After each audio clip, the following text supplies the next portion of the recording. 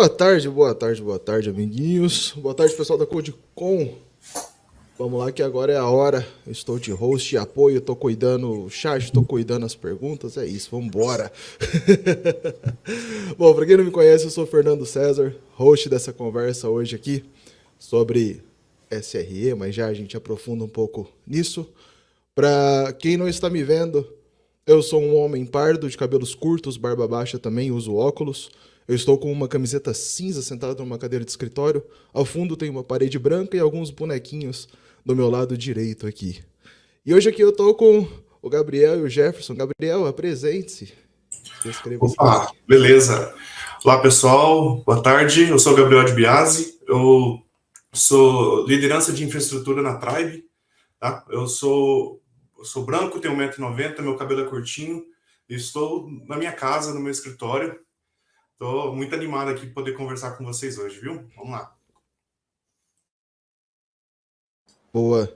Jefferson, apresente-se também. Olá, muito boa tarde. Olha só, aqui na Holanda já é boa noite, que é 10 horas da noite, 5 horas da tarde aí no Brasil, certo? Muito obrigado aí pelo convite, mano. Vai ser sensacional trocar essa ideia aqui com o Gabriel, com o Fernando e com o Josué, mano, que tá ali, ó. Eu falo rápido, mano, ele vai estar ali só a 100 por hora ali. Muito legal, muito feliz. Eu sou uma pessoa parda, cabelo amarelo, barba grande. Estou de camiseta branca, atrás de mim tem uns LEDs piscantes e no mais a sala é toda escura. Boa, tô só dando um confere ali, ver se o vídeo entrou certinho lá no Getter, pra gente ter certeza que isso tá dando tudo certo. E vamos ver. Eu tô vendo aqui, tá tudo belezinha. Pelo que eu tô vendo aqui, eu acho que tá tudo naquilo. É isso, tá dando eco de alguma coisa. Talvez. Talvez seja o microfone do Jefferson. Mas enquanto isso eu vou apresentando. Bom, hoje a gente está aqui para falar um pouco da importância do SRE, né? E primeiro do que é, né, o SRE e da importância desse profissional dentro do time de tecnologia, né? Uma área dedicada à tecnologia, mas não relacionada a produtos ou serviços entregues para o cliente, mas sim com foco na infraestrutura, que garante performance e segurança de todos esses produtos que a gente entrega enquanto desenvolvedor. Para essa função existe o SRE, o profissional responsável pela engenharia e confiabilidade de um site, sistemas e produtos e tudo mais, para assegurar a rapidez e confiabilidade do nosso software. Boa! Bom, para começar, vamos lá, espero que vocês elucidem isso para o pessoal, mas o que é ser um SRE efetivamente, né? Quais são também as funções já dessa pessoa dentro do time? Tragam essa primeira resposta para a gente. Beleza. Eu acho que um ponto que a gente pode pegar do que é ser um SRE, a primeira coisa é aceitar o risco. Né?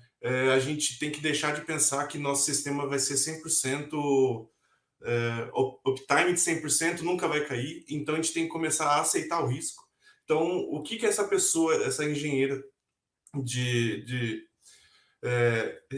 como a gente pode dizer, vai ser de confiabilidade, né, de sites, né?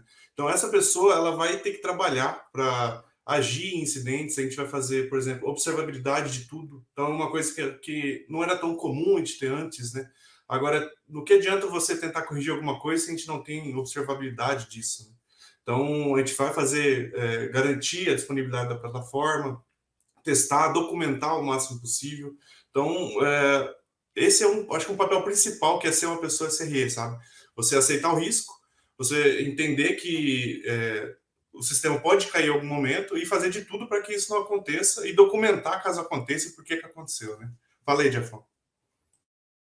Exato, eu acho que o principal papel aí quando a gente vai falar de SRE, né, é aquela história, né, nós temos que medir tudo, né, a gente tem, você falou da observabilidade, isso daí é fundamental, é essencial, porque a gente tem que medir tudo, a gente tem que ter uma observabilidade, né, observar todos os microserviços, todos os cantinhos do nosso ambiente pelo seguinte motivo, a gente tem que garantir aquilo, porque se você for resumir em duas palavras, o SRE é o quê? É medir e o que mais? garantir, tá ligado? Então a gente precisa medir que o serviço está ok, que as nossas métricas de infraestrutura tá ok, que os logs estão tudo belezinha, tá tudo bonitinho, até os 3 pilares lá da observabilidade, que tá, né, a gente está levando para o lado da observabilidade, é muito importante, mas da outra parte a gente precisa garantir que a nossa aplicação está rodando bem, que a quantidade de erros aceitáveis da nossa aplicação, a infraestrutura que está tudo ok, enfim, a gente precisa, em resumo, medir e garantir, né? Eu acho que seriam as duas principais palavras, assim, o lema de todo o SRE, né? Porque além de somente medir, né, de mostrar os gráficos, de coletar métricas, logs e tudo que você precisa, você também precisa deixar com que a sua aplicação esteja sendo executada na melhor forma, né? Com a melhor performance. Daí também é um desafio bastante grande. O SRE trabalha o que não falta, né? Jeff, eu acho que uma coisa legal da gente citar é que como é novo esse termo, né? Como esse cargo é novo, de como que isso surgiu ali, né? Que antes tinha o famoso sysadmin, né? O famoso cara que cuidava da rede, ou se a empresa tivesse uma infraestrutura, o cara que cuidava dos roteadores, conectava os cabos fisicamente. Então, o cara que acessava a hospedagem do site específico para poder fazer correção, e hoje não, hoje é um cargo, né? É uma especialidade que foi trazida primeiro pelo Google, e eu tenho um livrinho aqui, ó. Olha o livrinho que eu tenho aqui, ó. Esse aqui é meu handbook, que fica aqui do lado. Tá? Então, o Google foi foi a empresa que trouxe isso, né, de primeira.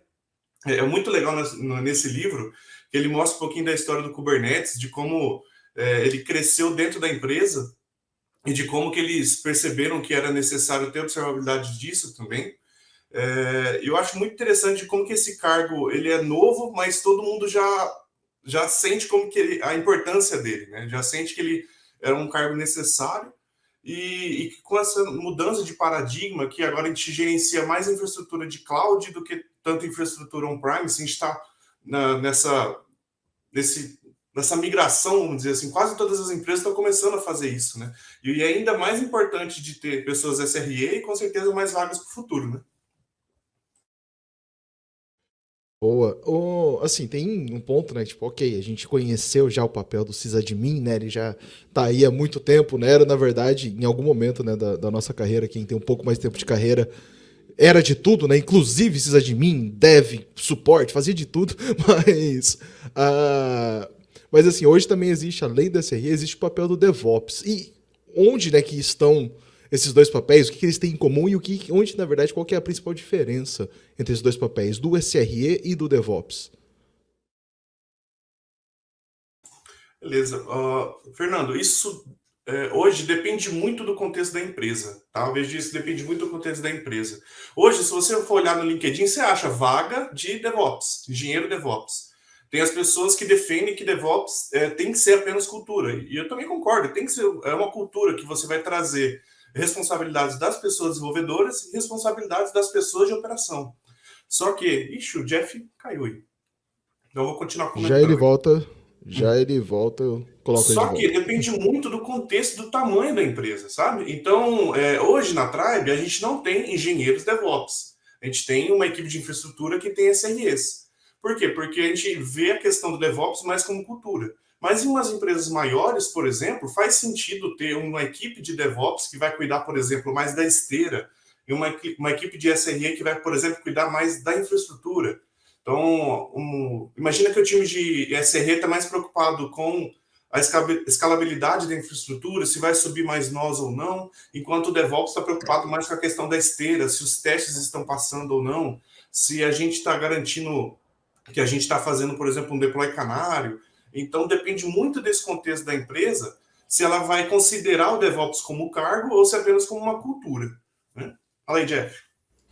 Exato, isso é muito importante, porque hoje em dia tem uma confusão até, e uma galera fala assim, que são cargos diferentes, né? O DevOps e o SRE, mas eu acho que é muito, às vezes, a formação do profissional é muito parecida e acaba mudando mesmo o cargo dentro da empresa. Algumas empresas preferem levar a abordagem mais para o, que nem você estava comentando do livro, a abordagem criada pelo Google, e uma galera já leva para um outro lado, que é o do DevOps, que daí sim eu acho que vai muito mais a evolução do DevOps, né? Do sysadmin, por exemplo. Antigamente nós tínhamos o sysadmin, né? Hoje nós temos o DevOps. Antigamente nós tínhamos o sysadmin e hoje tem o SRE. Mas quando você vai ver a diferença na prática dos dois, né? Do trampo, do dia a dia, muda muito, eu acho que pouca coisa, né, Gabriel? O que você vê assim de principal? Eu acho que, tipo, na minha experiência, quando eu vejo do DevOps Engineer e do SRE, assim, nas empresas medianas é tudo a mesma coisa, a galera só escolhe o nome, mas você vai ver o trampo é igual, tá ligado? Mas quando você vai ver numas empresas maiores, como é o caso do Google mesmo, ou então, né, você vê que o SRE talvez ele tenha um pouquinho mais de queda dentro do código mesmo da aplicação, né? O DevOps ele acaba fazendo código de automação, de infraestrutura, mas o SRE você também tem essa sensação que quando ele é aplicado mesmo, ele acaba, tipo, por exemplo, para você, às vezes, fazer alguma instrumentação mais específica, você precisa codificar na aplicação, né? Você precisa embedar, utilizar alguma biblioteca, alguma coisa, algum pacote, APM, por exemplo, né? Exato. Então, tipo, eu acho que a principal diferença seria essa, né? Eu acho do SRE e do DevOps.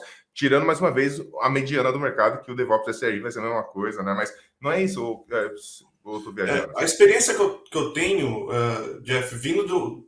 Eu era consultor numa empresa eu era consultor DevOps nessa empresa e tinha equipe de infraestrutura nessa empresa, que eu considerava ela mais como SRE, vamos dizer assim. Então, ela é responsável por exemplo, manter o cluster Kubernetes em pé. Esse é o papel deles, o papel de expor esse cluster para a internet, de proteger contra ataques, de colocar, por exemplo, um Akamai na frente, um Cloudflare na frente, isso era papel do SRE. Enquanto o DevOps era papel de esteira, entrega contínua, fazer o máximo possível para que o código da pessoa desenvolvedora vá direto para a produção ou passe pelos ambientes de stage e homologação. Então, por exemplo, a pessoa SRE não tinha preocupação se a esteira estava rodando ou quebrando ou não, o papel dela era deixar o cluster em pé, enquanto a pessoa DevOps, ela fazia a automação com mais detalhes possível, dando o feedback para a pessoa desenvolvedora, colocando, por exemplo, um quality gate, por exemplo, na esteira, se diminuir o coverage, por exemplo, do código, né? Então, eu já vi essa separação bem nítida, e como você falou, dependendo da empresa, a empresa não tem tamanho para isso, não tem dinheiro para isso. Então, às vezes, a empresa DevOps e SRE vira tudo uma coisa só. Isso é ruim? Não.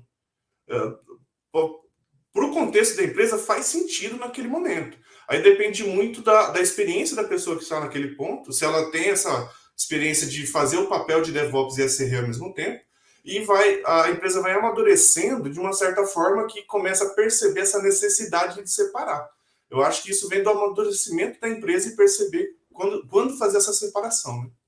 E até é importante mesmo, porque uma coisa que o Gabriel falou é muito importante. Depende também da empresa para você se comporta, né? Ter os dois, o SRE e o DevOps. O DevOps, então, é mais ali, né? Numa pegada mais perto do que seria da parte de QA, né? Com a parte da qualidade dos pipelines, dos testes sendo executados, fazendo a automação, a entrega nos ambientes.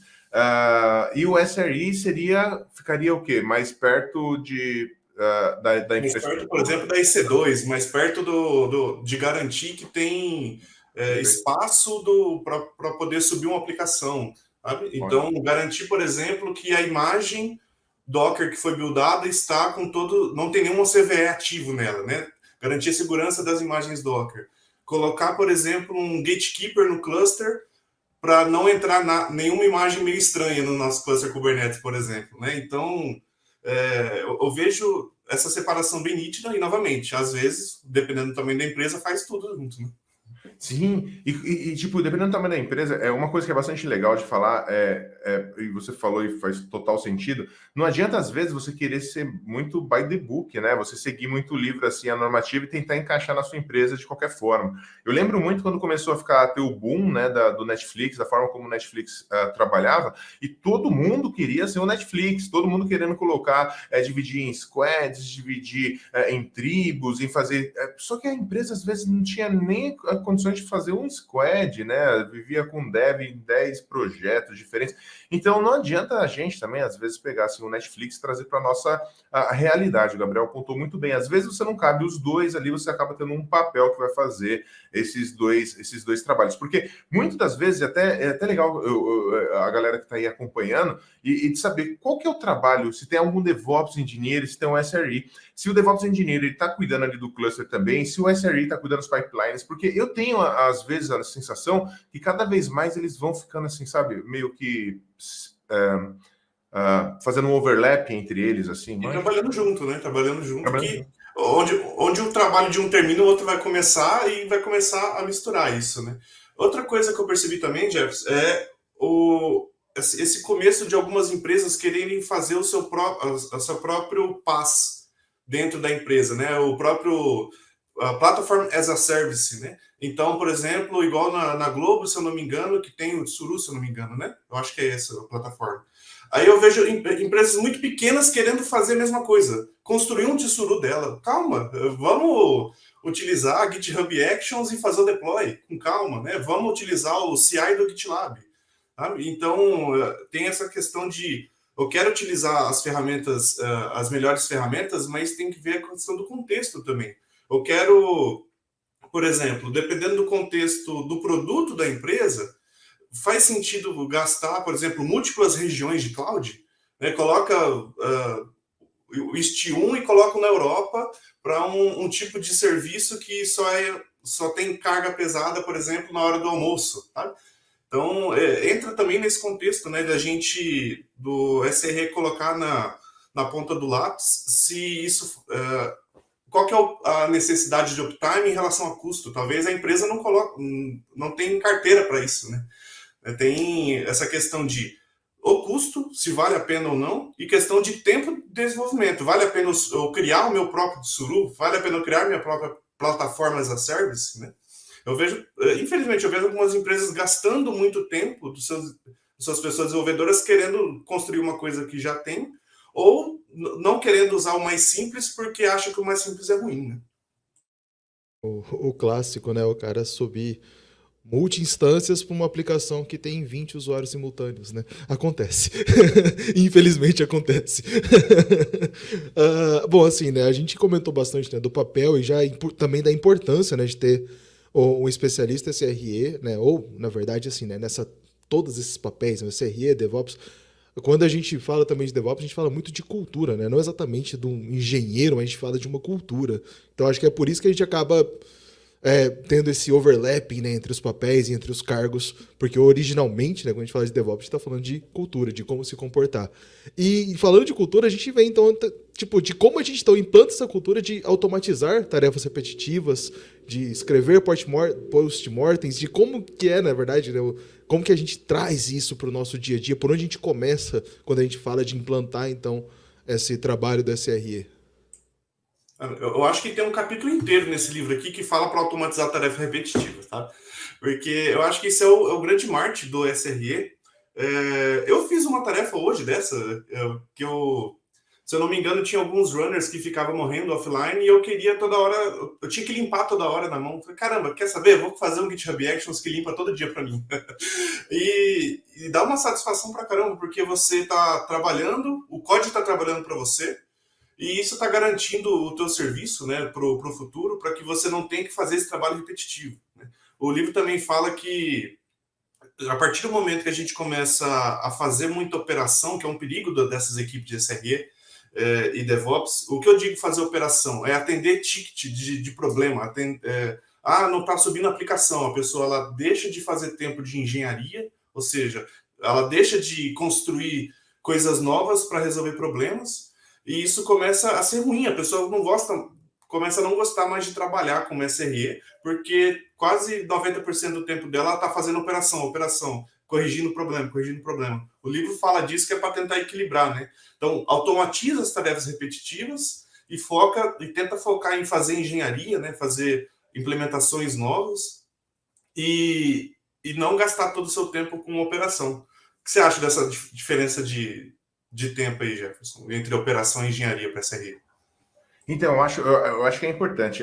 Eu acho que é importante também, tipo, é evidente, né? Que não dá para um time inteiro, tipo um SRE, só ficar focado na engenharia e não tá ali, sei lá, no on-call da vida, vai acabar tendo esse desprazer da vida, né? Mas eu acho que é importante demais você ter dentro do seu time conversar. E aí a gente meio que combinar o jogo. Pô, vamos dividir aqui, ó. Eu tô vendo um projeto aqui, eu quero ficar mais focado aqui na parte de engenharia, sei lá, nesses próximos 3 meses, porque eu estou focado nesse projeto. Então, eu quero sair um pouquinho da frente aí de incidentes, ou então, beleza, eu seguro o on-call, mas, pô, eu não queria fazer a implementação, eu não queria, sabe, fazer nenhuma virada grande, coisas assim. Queria ficar um pouquinho mais focado na engenharia. Tem uma galera já que não, já é focada no ticket mesmo, gosta de, mano, eu não quero ficar fazendo engenharia, eu gosto de pegar aqui, eu pego aqui no Gira aqui um ticket, vou lá, resolvo, é muito mais rápido. Também é possível, não é que ele só está resolvendo, né, apagando, restartando o serviço, não.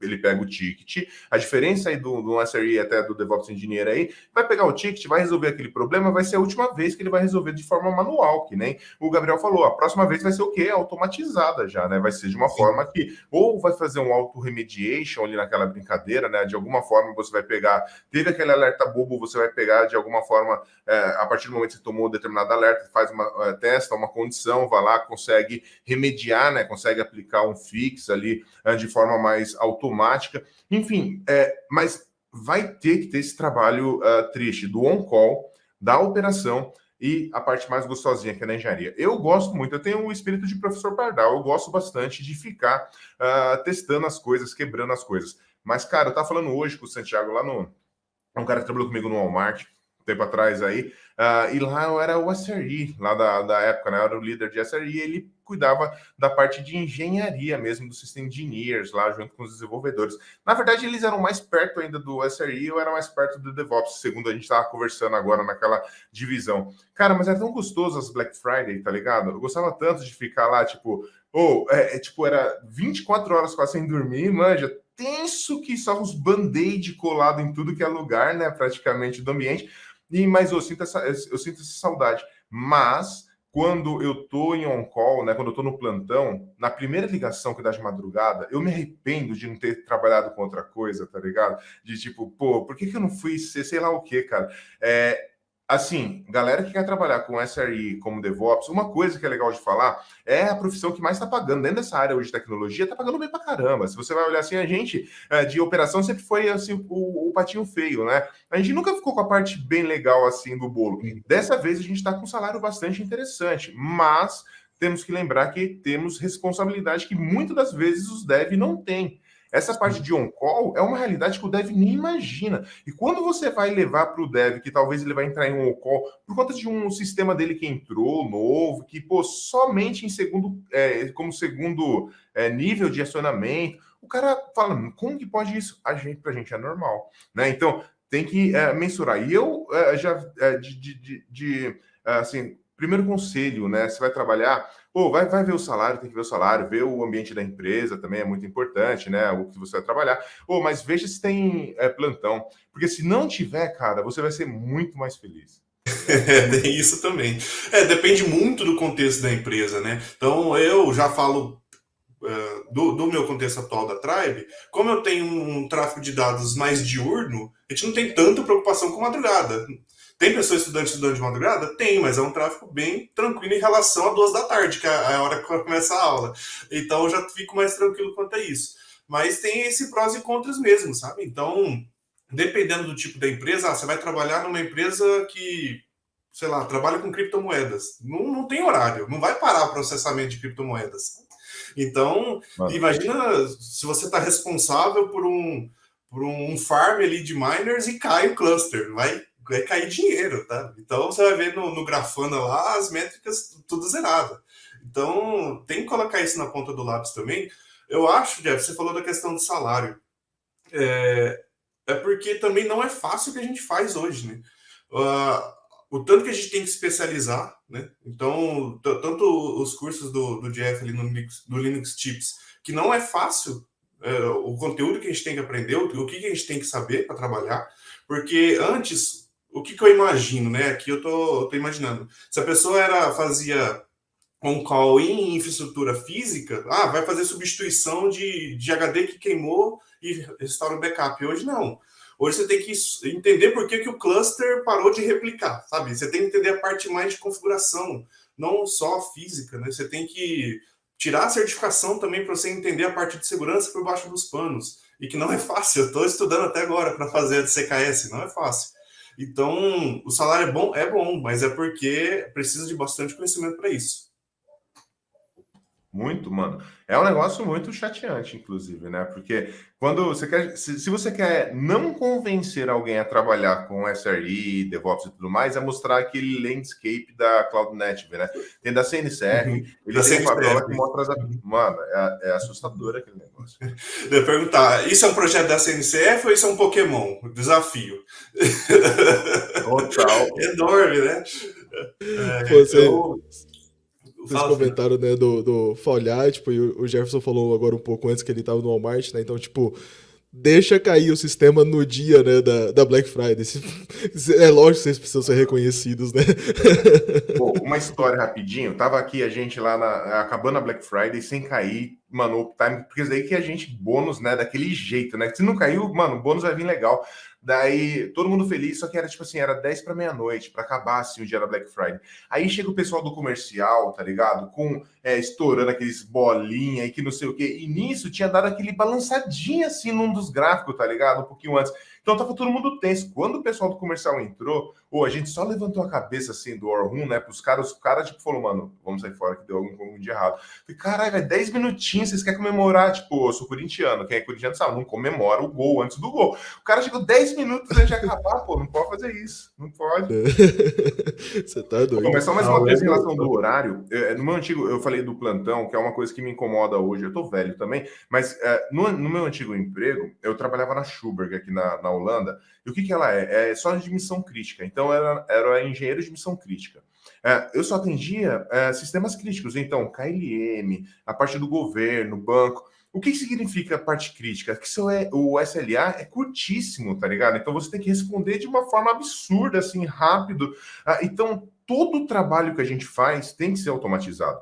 Porque eu vou te falar o seguinte: para me acordei. Até ligar essa cachola gigantesca aqui, conectar na VPN, mano, e tudo aquele procedimento, vai tempo. Então eu prefiro, mano, deixar tudo já no esqueminha, nem que seja um negocinho que você vai lá, dá um botãozinho, aperta aqui que ele vai lá, vai explodir tudo e vai voltar tudo ao normal. Mas é muito importante, mais uma vez, o trampo do SRE hoje é automação, tá ligado? Medir, garantir, mas tudo isso de forma automatizada, até para você medir de forma automatizada, porque antigamente nós tínhamos um sysadmin, 2 sysadmin para 4 sistemas. Hoje nós temos um SRE para 40 sistemas. Manja? Então é impossível, sem automação, você levar isso para frente. Sim, com certeza. Até dashboard mesmo automatizado, né? Então, não fazem nem na mão o dashboard, né? Então, você tinha até comentado sobre as culturas ali, Fernando. A de escrever post-mortem mesmo, questão de incidente, isso já está virando padrão de mercado praticamente para as equipes de SRE, porque além da gente aprender com o que aconteceu de errado, a gente está deixando o histórico para as novas pessoas que entrar na empresa, né? Mostrar o que aconteceu, o que a gente fez para corrigir na sua causa raiz. De certa forma, a gente está provando ali para produto ou para nossa chefia, isso não vai acontecer de novo porque eu fiz isso e de modo automatizado eu espero, sabe? Que não vai acontecer depois. Documentar também, né? Aí documentar a questão do nosso trabalho vem muito com o quê? Com a questão de infraestrutura como código também. Daí eu já puxo um pouquinho da sardinha da gente fazer o máximo possível com isso com o Terraform ou com outra ferramenta, o CDK ou o CloudFormation, não sei qual o cloud, mas não fazer nada na mão, porque se você faz na mão, isso não está automatizado, você vai ter que arrumar uma hora quando quebrar. Né? Então, se você vai criar infraestrutura como código. Né? Deixar isso num repositório, né? Fazer o famoso GitOps. Né? Então, você fez um pull request porque você está alterando a sua infraestrutura. Você dá visibilidade para todo mundo do histórico. Quem sabe colocar na esteira também questão de custo para ver se esse PR vai aumentar o custo ou diminuir o custo. Né? Então, tem essa questão de documentar o que o time faz e, se for infraestrutura, esperar documentar como código também, junto com o Terraform. Uma coisa, o Fernando falou e o Gabriel complementou da cultura, né? Se é uma cultura, não pode, o pós-mortem não pode ser algo que vai ser punitivo somente, ou não pode ser punitivo em nenhum aspecto, sabe? Não tem que ter nenhum dedo apontando para ninguém. E quando você faz um pós-mortem assim, e você já está com a cultura de conversar sobre aquela falha, todo mundo sabe que vai ter falha, porque a gente tem que fazer aquilo muito rápido. Então, se eu já sei que o Fernando pode falhar, que eu posso falhar, que o Gabriel pode falhar, que o Josué pode falhar, mano, tá tudo dentro do jogo. Agora, vamos discutir aqui como que a gente vai fazer para amanhã a gente não falhar de novo, mas não é para eu apontar o dedo para você de novo, é somente para a gente pegar e continuar batendo aquele SLA que a gente combinou com o nosso cliente, para a gente continuar batendo aquele SLO que a gente combinou entre a gente aqui, tá ligado? Então, tipo, é muito importante mesmo que vocês vão para essas reuniões de pós-mortem, qualquer reunião, discutir qualquer coisa, desarmado. Né? A gente tinha muito antigamente, ainda mais quando era o dev e o ops, cada um de um lado, aquele negócio, não, foi você, foi você. Cara, assim, o e-commerce lá na historinha do Walmart não vai só com o time de operação, também não vai só com o time de dev. E se um dos dois falhar, o bônus dos dois lados vai para o saco, né? Os dois lados vão sofrer com bônus, vai sofrer com vendendo menos, demissão e os cacetes. Então, tipo, hoje eu acho que a cultura DevOps, um dos principais benefícios foi justamente isso, fazer com que isso fosse uma cultura e que algumas coisas fossem discutidas de forma adulta, né? Como somos adultos. Então, tipo, a gente sabe que a gente tem que fazer rápido, tem que fazer o improve, né? Melhorar isso rápido, a gente tem que falhar e consertar rápido. É o processo, né? O esqueminha do Netflix lá, do Netflix, não, do Spotify, a gente tem que fazer isso de forma muito rápida. Então, o erro tem que ser normalizado. Não estou falando assim que, tá certo, vamos errar todo mundo, sexta-feira. Não estou falando isso. Mas nós não podemos ficar apontando o dedo para amiguinho. Então, quando for discutir pós-mortem, vamos discutir de uma forma como adultos, né? Vamos apontar o erro e justamente para fazer que nem o Gabriel, para a gente aprender aqui, para a gente não repetir isso amanhã. E mais ainda, para a gente mostrar para o restante, pessoal, o que aconteceu. Porque lembrando, não é o SRE ou o DevOps que vai fazer isso, é a empresa inteira. Então é uma forma de você comunicar com seus amiguinhos, falar assim, amiguinho, a gente viu o que aconteceu, vocês estão assustados com a falha, mas a gente já identificou, já sabe o que foi, porque às vezes a outra área fica chateada ou fica desconfiada. Eu trabalhei tanto, o que aconteceu lá do outro lado? Pelo menos é uma forma da gente manter uma comunicação. Documentar é super importante, mas mais importante ainda é você levantar a bunda da cadeira e começar a se relacionar. Eu sei que hoje a gente está tudo remoto, é bem diferente, né? A maioria ainda está remoto e tudo mais, mas é importantíssimo a gente continuar falando. Então, sabe aquelas barreiras? Não existem mais. Então, vamos lá conversar, vamos entender o que cada área está fazendo, o que eles estão falando. E a documentação, imaginem o seguinte, eu sempre levo o exemplo. Se for de madrugada, imagina, você não gosta de ser incomodado de madrugada, não gosta que ninguém te liga. Então, sabe qual que é o remédio para isso? Uma boa documentação. Com uma boa documentação, a galera que vai pegar aquilo vai conseguir resolver, não vai precisar te ligar. Então, documentação, assim, é fundamental. E não é plus, documentação e monitoração vem junto com a entrega do projeto, né? Então, se não está acontecendo isso, a entrega está sendo errada, né? Boa, excelente, né? Então a gente acabou já comentando nisso todo os benefícios, né, de ter um SRE no desenvolvimento dos nossos sistemas e tudo mais. Então, assim, de ter essa cultura também e que realmente se torne uma cultura cada vez mais, né, que a gente realmente tenha esse hábito de escrever post-mortem, de automatizar as coisas, todas as tarefas repetitivas, de estar muito próximo, de acompanhar. Mas para ser uma mão amiga aqui para todo mundo, vamos falar então tipo dos sinais de ouro da monitoria de sistemas, né? Acho que vocês mesmos já trouxeram já isso aí, essa sugestão para mim na pauta. Então vamos entrar já nessa parte mais técnica mesmo. Então quais são os 4 sinais de ouro da monitoria de sistemas, como eles impactam também dentro dos nossos produtos? Beleza, vou falar aqui. Isso a gente comentou ali a importância para a empresa como um todo, né? Antes, agora o que o SRE traz de benefício para a equipe de desenvolvimento em si, né? Então, a gente colocou ali na pauta os 4 sinais de ouro da monitoria que se você pesquisar isso, né, the Golden Force Signs ali, você vai encontrar, né, latência, tráfego, erros e saturação. Eu já me ferrei várias vezes com esquecendo um desses pontos, tá? Então, por exemplo, eu já tive problemas que uma parte do meu cluster, por exemplo, parou e latência estava ok, tráfego estava ok, erro estava ok, e eu não tinha visto saturação. Mas eu olhei saturação do CPU, não era. Eu olhei saturação de memória RAM, não era. Falei, cara, o que está acontecendo? Foi demorar para eu descobrir que era saturação de disco. Era o IOPS da máquina que estava acabado.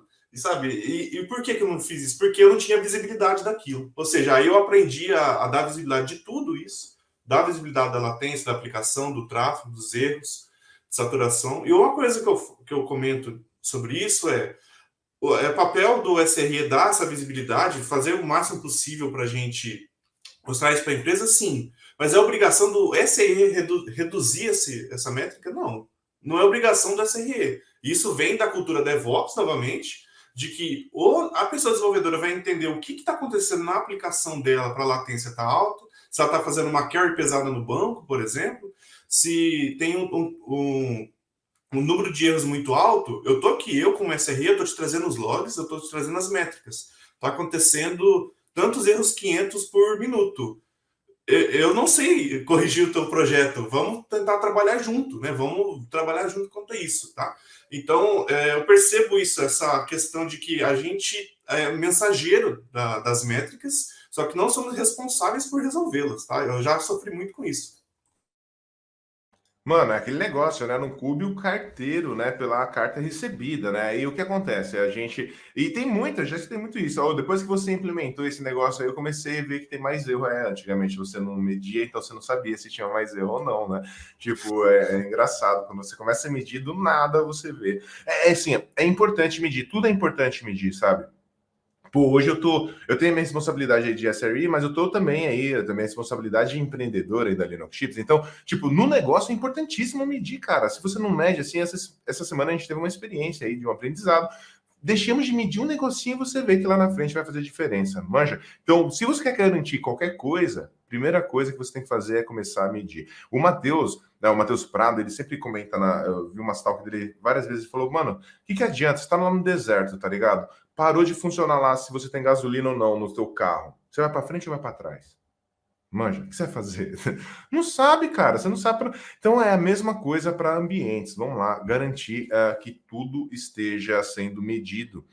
E gaste um tempinho para entender a observabilidade. Eu acho que vai ajudar muito aí no seu dia a dia. E no papel do SRE, que ele precisa garantir e medir, observabilidade tem tudo a ver. Uhum. Boa, a gente comentou, né, tipo, coisas muito importantes, né, então, do SRE. Automatizar, documentar e dar visibilidade, né? Dashboards importantíssimos, né? Então, realmente, controlar isso tudo. E acho que vem daí também, então, esse trabalho que precisa ser em conjunto com o arquiteto de soluções também para a gente falar de custos, né? Também, de para onde vai, quanto está custando a nossa infraestrutura, a nossa cloud, né? E, tipo assim, esse trabalho próximo, né? Como que a gente tem uma maneira da gente construir isso, né? Como que a gente começa esse papo? Porque a partir do você colocou, né? Você informou lá que tá dando problema. Mas, pô, como que a gente aproxima essa pessoa pra gente falar, então, de custos? Mano, eu gosto da abordagem, tipo, de você pegar e fazer tech talks. Manja, eu acho muito legal quando tem toda sexta-feira, por exemplo, na empresa, um tech talk. Não precisa ser técnico, né? Tech talk é né, o nome tech talk, né? Mas eu digo de ter talks, por exemplo, do pessoal do comercial, sei lá, do pessoal do RH, alguma coisa, mas sempre trazer a novidade para a empresa. Então imagina a gente aqui, cada um aqui é de uma área, né? Um é SRE, outra na parte de database, outra parte de security. Pô, é muito legal se o Fernando, que trabalhasse, por exemplo, em security, me mostrasse um projeto que ele está trabalhando lá agora, tá ligado? Sei lá, que eu vi a galera falando aí numa pergunta que tinha a galera de segurança que cuidava do OFF, a galera de redes cuidava da CDN, né, da Akamai, e a galera do SRE cuidava do API Gateway, tá ligado? Olha só, são 3 peças, mas que, mano, uma delas falhar, acabou, velho. Nenhuma serve mais para nada. Então, a gente precisa sempre conversar. Então, eu acho que a melhor forma de colocar todo mundo no mesmo barco, assim, de colocar todo mundo para remar pelo menos do mesmo lado, é dar visibilidade sobre o que você está fazendo e, mais do que isso, mostrar que o do outro é importante, que o outro também tá participando desse movimento que é, sei lá, fazer esse software, deixar esse e-commerce em pé, não sei, mas tem que mostrar que é importante. Então, eu preciso entender de verdade o que o Fernando está fazendo lá no trampo dele. Eu preciso entender, da feedback. E quando o Gabriel for dar um feedback de um projeto que eu estou fazendo, eu aceitar aquele feedback, eu pensar sobre aquele feedback e trazer ele para fazer uma melhoria. E não como era antigamente. ou esse projeto aqui, desculpa, é de infra ou sec, você não tem que falar nada, você, tá ligado? É uma abordagem que é tão anos 90 e que hoje não tem mais espaço. Então, hoje é colaborativo, né? Então, todas as áreas devem ser envolvidas, não é que seria legal. Todas as áreas devem ser envolvidas e desde o começo. Justamente agora fazer uma defesa para SEC. Eu tenho vários problemas com SEC, né? Todo mundo que não tem problema com SEC, mas, tipo, envolvam um time de SEC desde o começo. Eu vejo muitos projetos colocando o SEC só lá no final, quando precisa da validação, qualquer coisa do gênero. E aí entra aquele negócio de, tipo, como que você vai motivar a pessoa para estar no mesmo projeto que você, correndo junto com você, se você colocou só o cara no final, só para falar assim, mano, você tá aqui só para dar esse ok, eu nem preciso de... Então, traga a pessoa para mais perto. Não tem nada melhor, assim, do que você trabalhar num time que você sabe que você está construindo algo, que você é importante para alguém. Então, a primeira coisa, Tech Talks. Segunda coisa, tenta se importar mais com o que o amiguinho está fazendo, de verdade, assim, porque eu acho que vai ajudar no engajamento. Jeff, você falou uma coisa que me pegou aqui agora, sabe? Quando que a pessoa de marketing sabe que o SRE está trabalhando? Me responde. Sim, no incidente, não é? Quando dá erro, quando dá problema. Mas esse é o trabalho do SRE o dia inteiro? Não é. Então, o que eu estava conversando também com o meu time é sobre a gente fazer o marketing do nosso trabalho dentro da empresa, né? Então, como você comentou, Tech Talks, né? Fazer essas conversas apresentando o nosso trabalho, porque não é fácil você apresentar o trabalho do SRE. Eu acabei de fechar aqui um cluster que ele estava aberto, era uma puta brecha de segurança. Mas e aí, eu vou ficar quieto? Não, eu vou fazer faço uma thread no Slack explicando, por que isso foi importante, né? Em uma linguagem menos técnica, né? Mostrando, dando visibilidade para a empresa, porque eu já recebi feedback de pessoas que, assim, eu só vejo você trabalhando em incidente. Ou seja, eu não sou o cara do incidente, eu faço muitas coisas durante o dia. Então, você, pessoa DevOps, você, pessoa SRE, faça mais marketing do seu trabalho quando você achar que é importante, né? Você fez uma construção de múltiplas zonas de disponibilidade.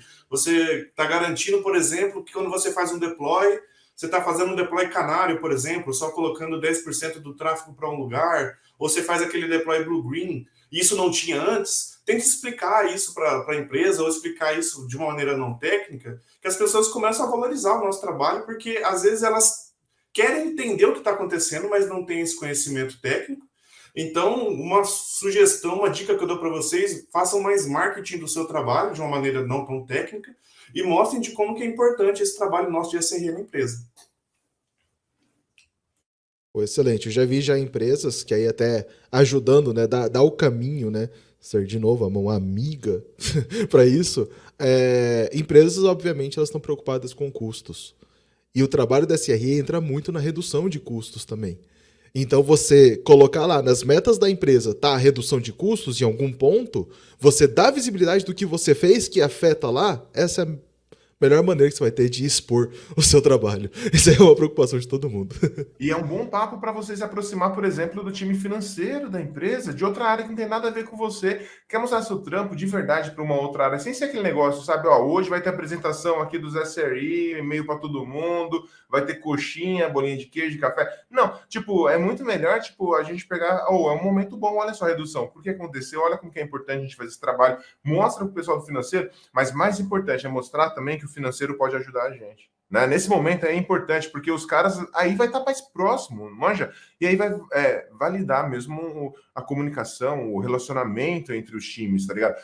Pode parecer besteira, mas isso é muito importante, porque quando a gente vai falar do time do vizinho, a gente está falando do time como se o time fosse algo abstrato, como se a gente estivesse criando uma variável, e não levando em consideração as pessoas. Quando a gente começa a falar das pessoas, aí você começa a ver, olha só o trabalho que ela fez, que da hora. Ou olha, tá ligado? É diferente de você ver todo o time. Às vezes o time inteiro é chato, você vai ver assim, não gosto dele, porque não sei o que, o gerente segura, não sei o que. Mas as pessoas são legais, então às vezes compensa, que nem é o caso dessa redução de custo que o Fernando falou, chegar lá, cola lá no pessoal do financeiro, no pessoal de gestão mesmo, ou às vezes perto ali de uma reunião de estratégica, né, para falar como que foi o ano e tudo mais.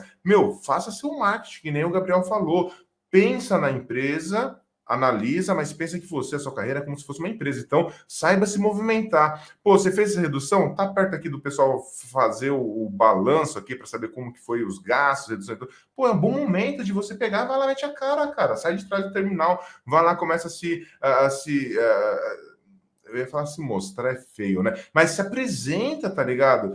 Se mostra mesmo presente e como sendo uma peça de solução para o negócio. E é nessa maneira que são quando pessoas técnicas que estão resolvendo problemas, que perdem a vergonha, sai de trás do monitor e vai lá e mete a cara no meio de gerente que não tem nada a ver, é nesse momento que ele cresce. Você vai ver aí a molecada que tá lá como CTO aí de empresa legal, né? Não dá para falar CTO, mas de empresa legal aí, você vai ver tudo um movimento assim. O cara, além de ser um SRE, de um dev, ele tentou entender o negócio, tentou entender qual era o momento ali de se movimentar em relação a como se comunicar.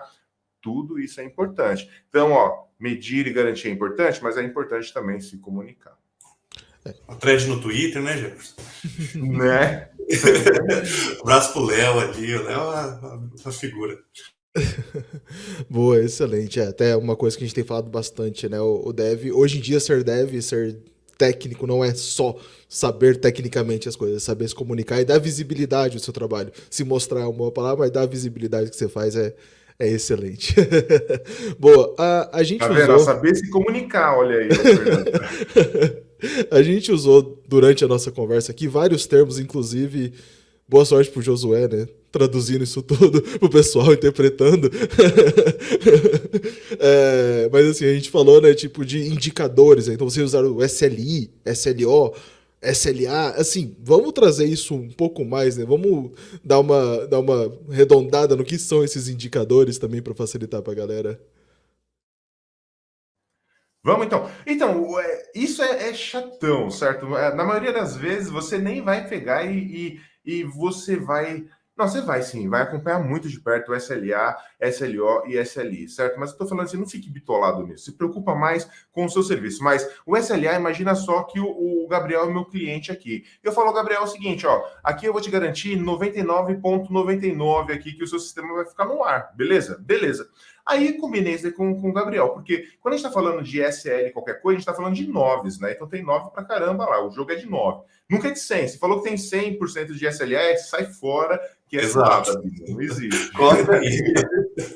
Não existe. Daí, beleza, eu acordei com o Gabriel um SLA lá de 99,99. Aí o Fernando trabalha comigo, o Fernando e Josué trabalham aqui na mesma equipe.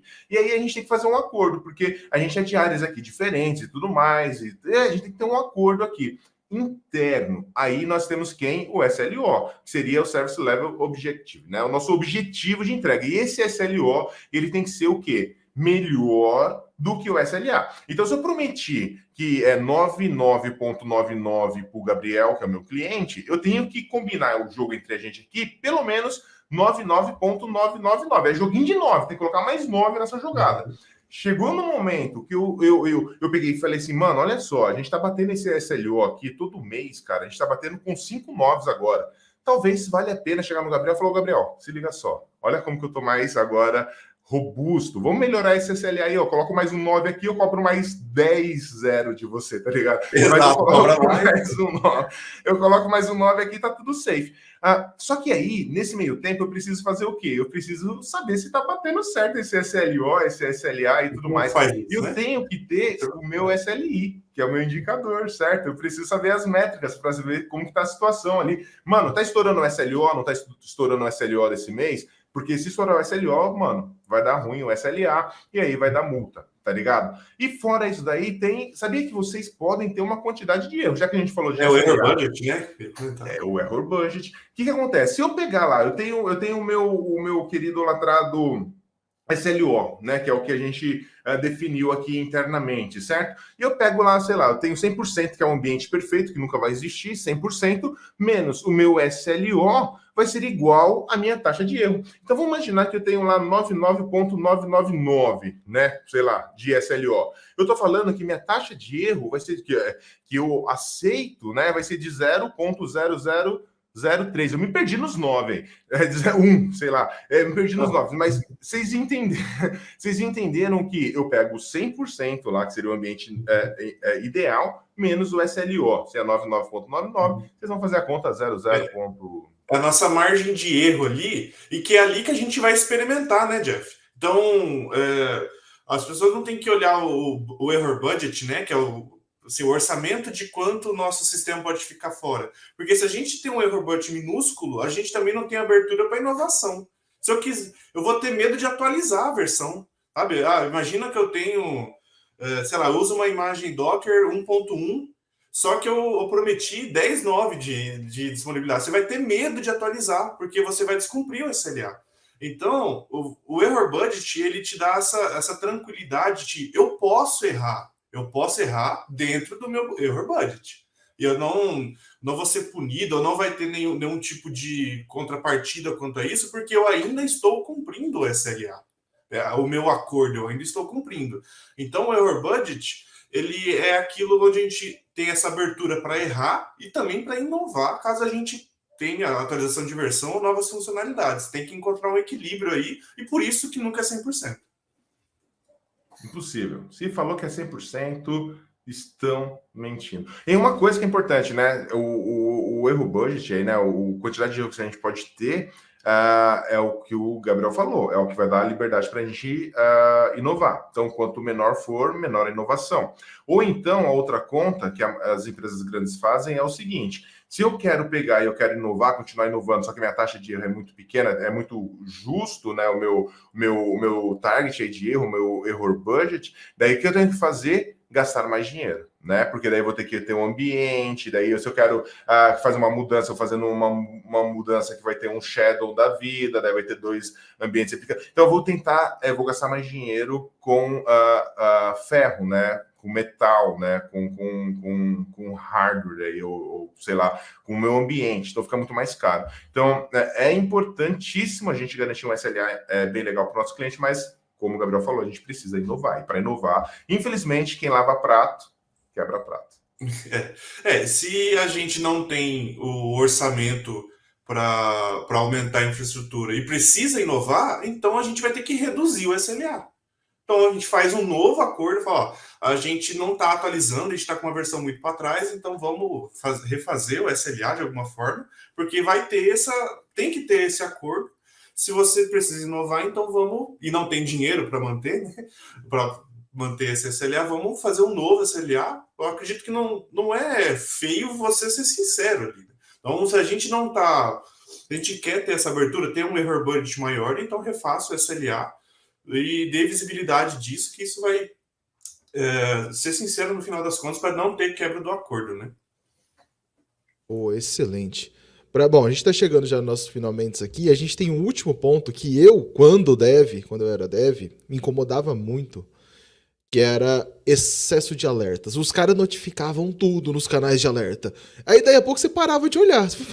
Tá notificando tudo, nem é algo importante. Né? Exato. Então aquele canal de alerta, você mutava o canal e nunca mais voltava lá. Só vinha saber a hora que realmente dava problema. E vamos lá. Como a gente dá esse controle? O que a gente notifica e o que a gente não notifica nos canais de alerta? Só pra gente fechar essa nossa conversa.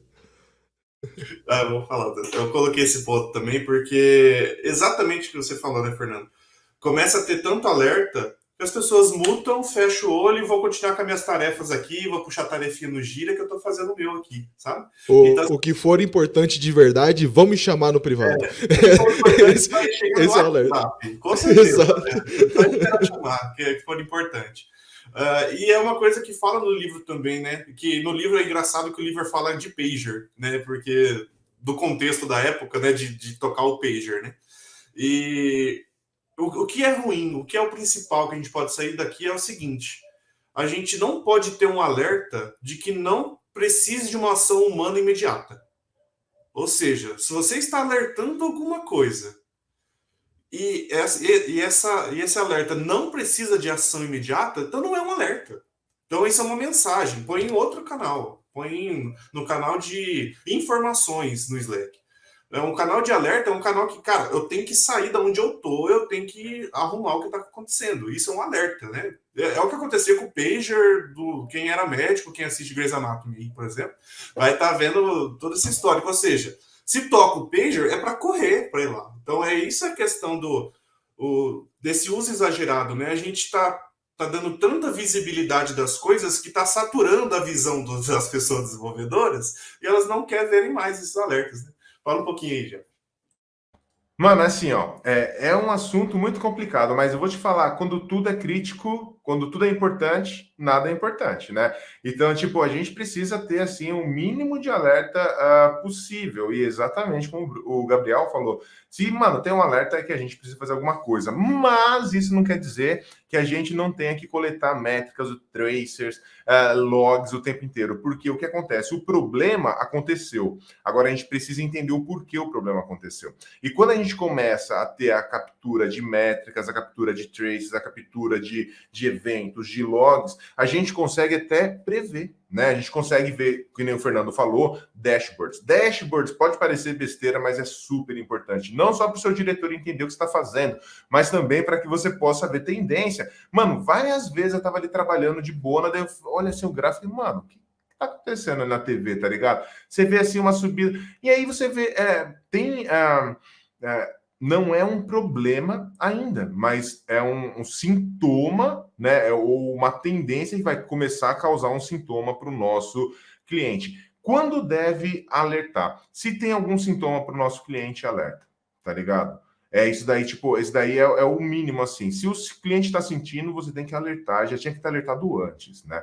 Agora, se tem alerta, tem que ter atuação. E aí eu digo o seguinte, não faz sentido ter 30 alertas aí no canal do Slack, porque a gente não tem 30 engenheiros trabalhando no time. Então a gente tem que pensar sempre muito bem nisso, né? E a outra coisa, fazer um trabalhozinho bem bonitinho lá dentro do seu Prometheus, lá dentro da sua ferramenta, para que você consiga agrupar eventos, né? Para que você consiga agrupar o problema que está acontecendo. Às vezes, pô, caiu várias pecinhas aí do meu ambiente, mas o reflexo é um só.